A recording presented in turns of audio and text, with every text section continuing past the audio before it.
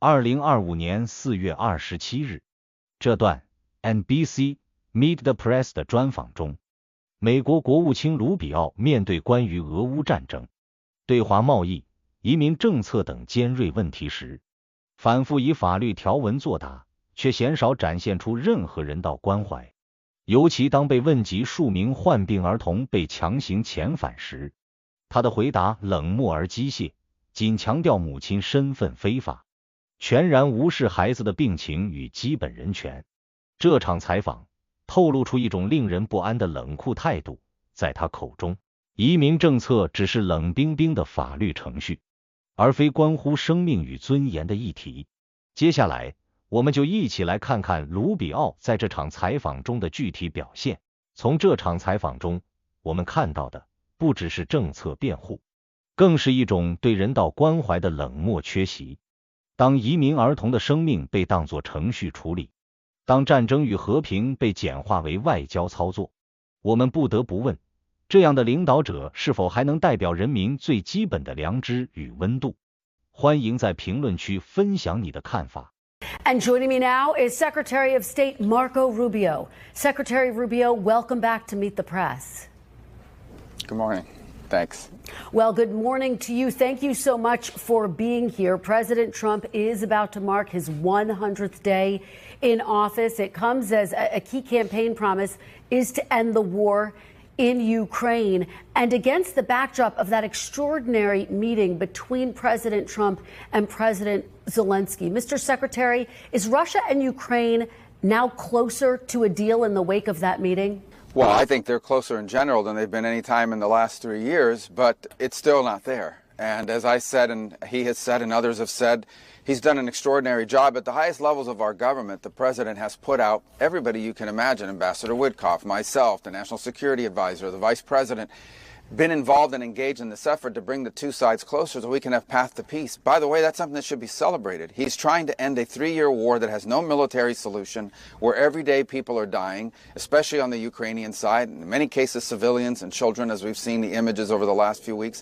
He's trying to bring this war to an end, and we've made real progress. But those last couple steps of this journey were always going to be the hardest ones, and it needs to happen soon. We cannot continue as I said, to dedicate time and resources to this effort if it's not going to come to fruition. So the last week has really been about figuring out how close are these sides really, and are they close enough that this merits a continued investment of our time as a mediator in this regard.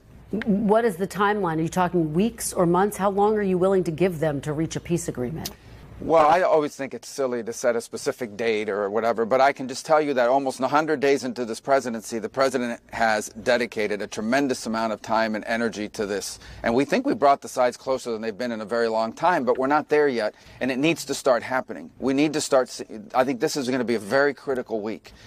This week is going to be a really important week in which we have to make a determination about whether this is an endeavor that we want to continue to be involved in, or if it's time to sort of focus on some other issues that are equally, if not more important in some cases. But we want to see it happen. There are reasons to be optimistic, but there are reasons to be realistic, of course, as well. We're close, but we're not close enough. Well, let's talk about what we've heard from and seen from President Trump online, who now says he wants to deal with President Putin, quote, differently through banking or secondary sanctions.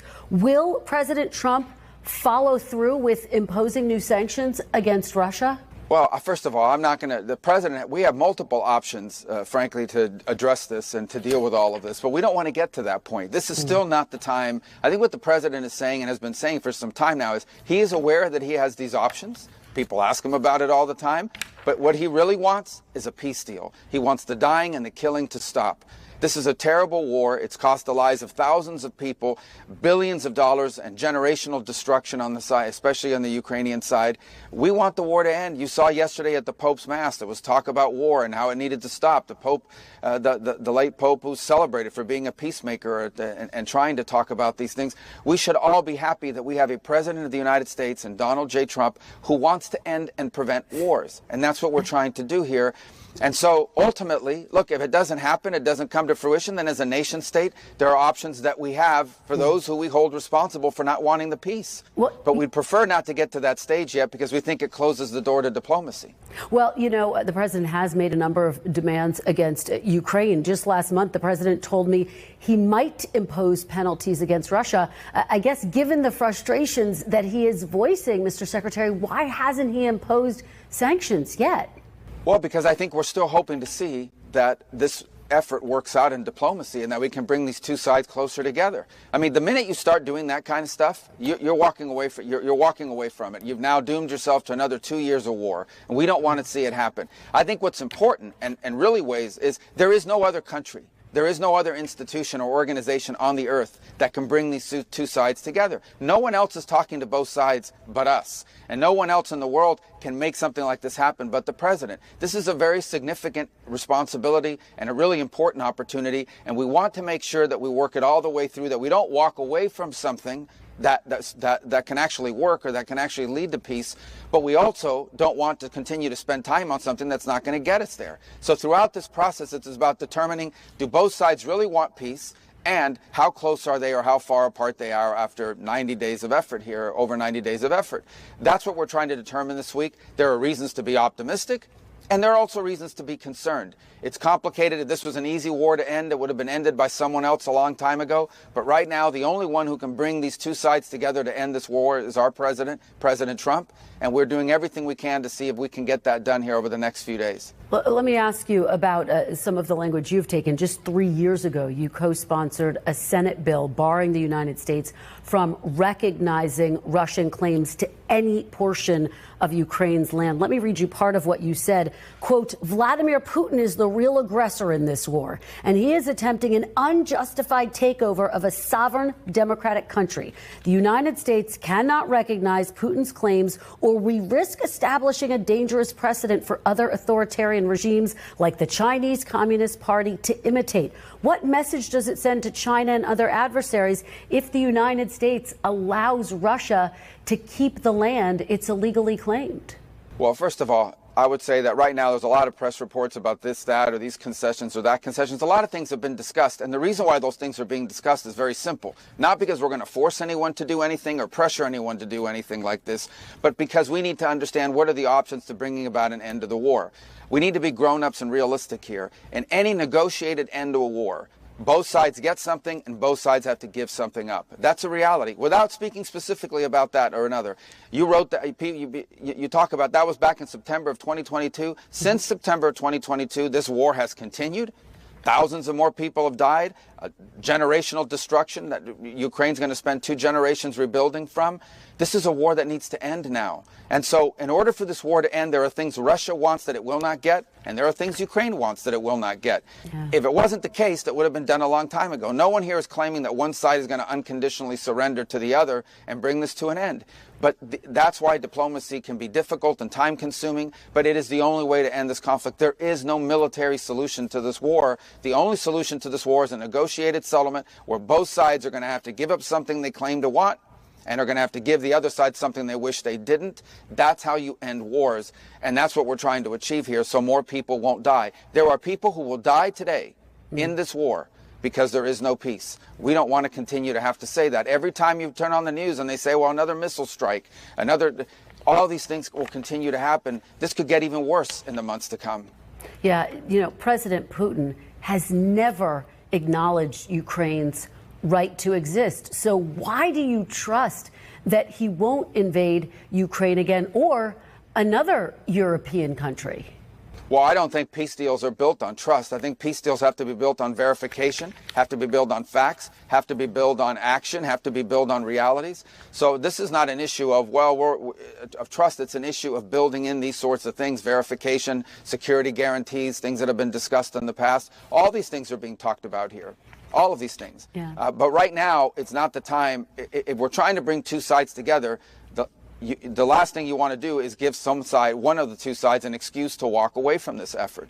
We're just trying to achieve peace. At the end of the day, let me remind everybody, what we are trying to do is end a war that has cost a lot of money to us, to our allies, cost a lot of lives, destroyed a lot of lives, forced people by the millions to leave their country, millions of Ukrainians that no longer live in the country and have not been able to come back. We just want all this to stop. And we're trying to find whether we can play a role to make that happen. I hope, everyone should hope that we're successful. Instead of rooting against President Trump, everyone should be hopeful that President Trump can bring this war to an end, because it truly, at this point, is not good for anybody. It may not work out. Peace deals are hard. But we are trying, and I think the president deserves credit for spending this much time and this much energy and these many resources to try to bring about this outcome of peace. All right, Mr. Secretary, let's turn to China and the president's trade war. President Trump said he has spoken directly with President Xi Jinping. Chinese officials, though, say that no talks have taken place about a trade war. Can you help us to understand where this stands? Has President Trump spoken to President Xi after imposing those 145% tariffs? Well, I mean, just like the previous answer, I think I'm not going to be commenting on who talked to who and what they talked about, because obviously this is also a high-stakes negotiation. The fundamental fact is this.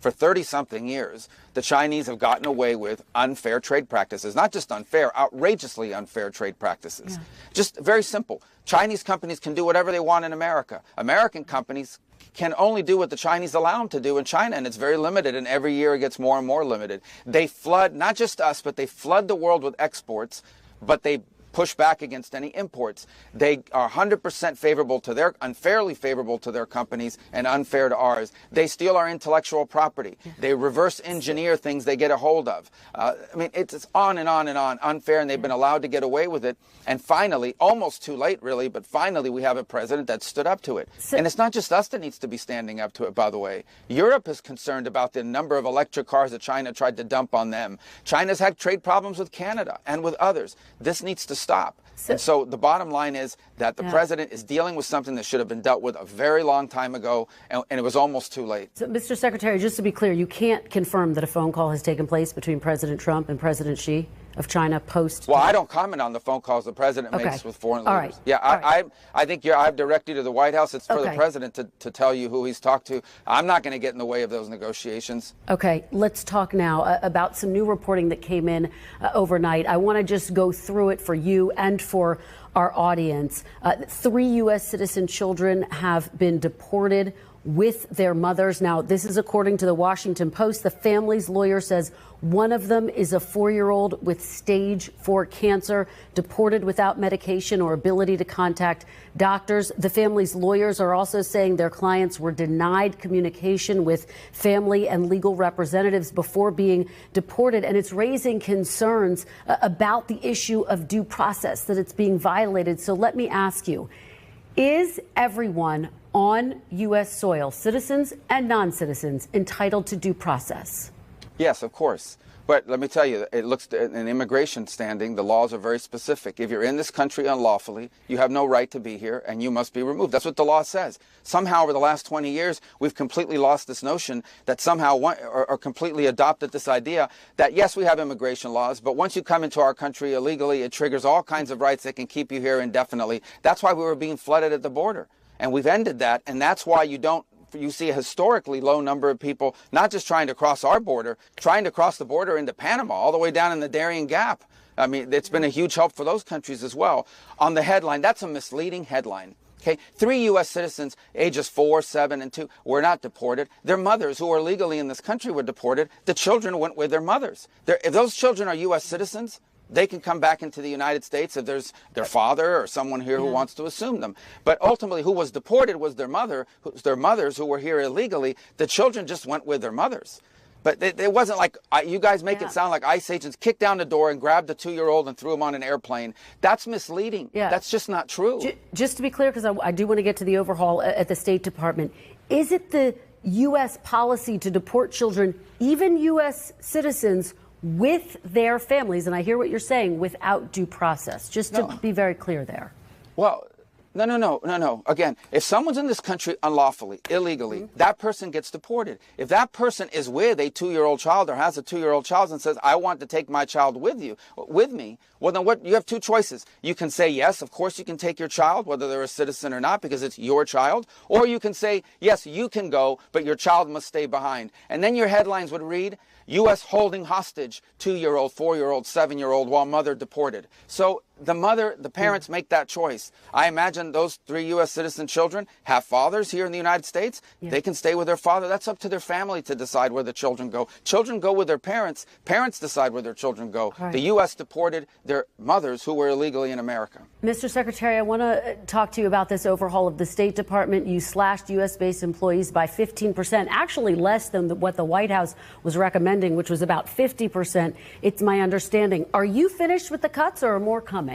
We haven't slashed anything yet. What we did is reorganize the agencies because we have the world, the globe, the planet is the exact same size that it was 20 years ago. But the State Department is somehow almost, double the size. So the world hasn't gotten any bigger, but somehow the State Department continues to grow. But this is not just about saving money. It's primarily about making sure that every bureau and every office in the State Department is a purpose and it's fulfilling them and they work together. What this really is about is empowering what's called the regional bureaus and our embassies. We want to return more power and more influence and more responsibility to our embassies and to the regional bureaus that oversee those embassies. That's what this reorganization is about. The 15% you're referring to is after we've reorganized, we're going to ask the bureau heads and the assistant secretaries, many of whom are career Foreign Service officers, to look at their bureaus and their operations and suggest to us 15% reductions. Suggest to us 15% reductions. Then we'll look at that. That's not an unreasonable number. But this is a reorganization that should have been done 10, 15 years ago. Multiple secretaries of state from both appointed by presidents, both Democrat and Republican, would have loved to have done it. I just happen to be fortunate to work for a president that allowed us to do it, that actually asked us to do it. And I'm excited about it. I think it's going to make the State Department more nimble, more effective, and it's going to empower our very talented diplomats to finally be able to do their jobs in ways they've been held back from doing in the past because of bureaucracy and redundancy within the State Department. Mr. Secretary, very quickly, because we're out of time already, but Canadians, as you know, head to the polls tomorrow for their parliamentary elections. Have you taken any steps to carry out President Trump's plans? He says he wants to annex Canada. Have you taken any steps in that direction? No, I think what the president has said, and he has said this repeatedly, is he was told by the previous prime minister that Canada could not survive without unfair trade with the United States. At which point he asked, well, if you can't survive as a nation without treating us unfairly in trade, then you should become a state. That's what he said. They'll have their elections this week. They're going to have a new leader, and we'll deal with a new leadership of Canada. There are many things we work with cooperatively on Canada on, but we actually don't like the way they've treated us when it comes to trade. And the president has made that point when he responded to the previous prime minister in regards to this. So does the U.S. still want to make Canada the 51st state? I think the president has stated repeatedly he thinks Canada would be better off as a state. And he has said that based on what he was told by the previous prime minister, who said Canada can't survive unless it treats the U.S. unfairly in trade. All right. Okay.